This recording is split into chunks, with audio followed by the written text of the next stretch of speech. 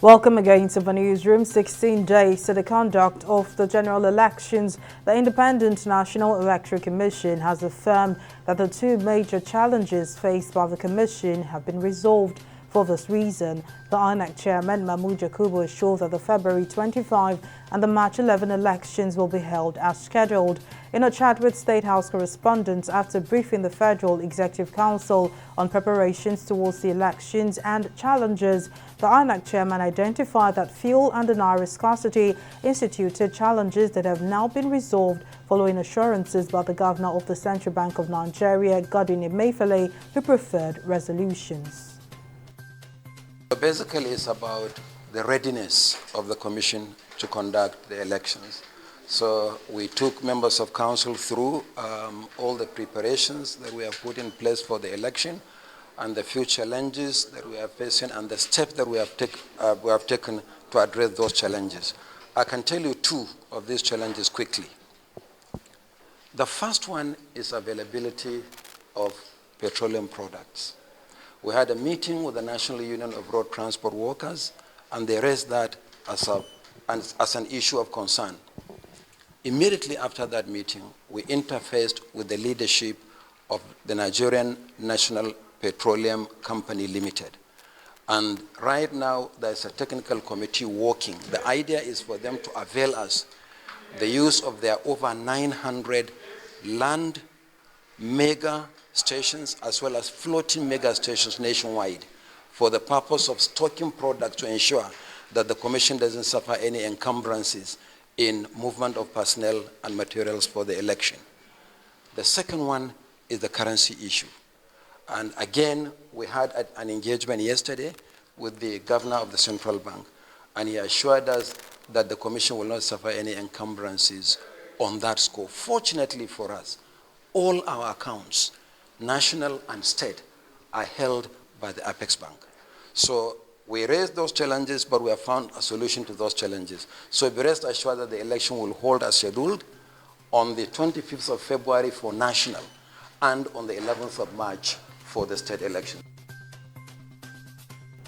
The Supreme Court of Nigeria has restrained the federal government from implementing the February 10 deadline for the old 200, 500 and 1,000 naira notes to stop being legal tenders. A 7-member panel of the Apex Court, led by Justice John Okoro, made the ruling on Wednesday in an ex parte application brought by 3 states, Kaduna, Kogi and Zamfara states. After careful consideration of the motion ex parte, the Apex Court granted the application and adjourned to February 15, 2023 for hearing of the main suit.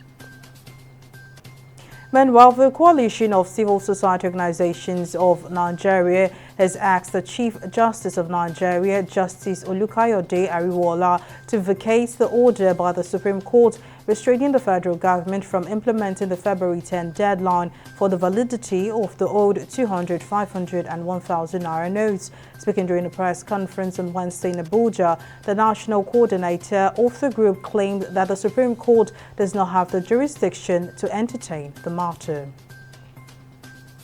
And the Georgia Senate has approved a measure to prohibit schools and most state and local government agencies from mandating the coronavirus vaccine. The Senate voted 31 to 21 in favor of the bill, which would make permanent what had been a 1-year ban enacted in 2022.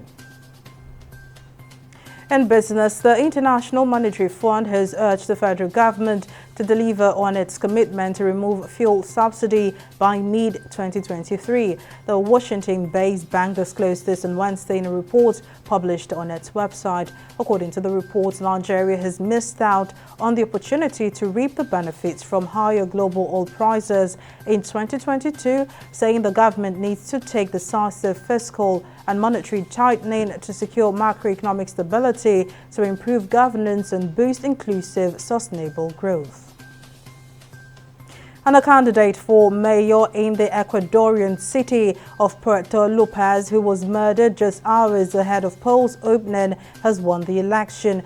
The 41-year-old Omar Menendez was a leftist candidate with the Citizen Revolution movement before he was shot dead on Saturday by a gunman who burst into a room where Menendez was with his campaign staff. Meanwhile, the police are still investigating the attack, which also left a teenager dead.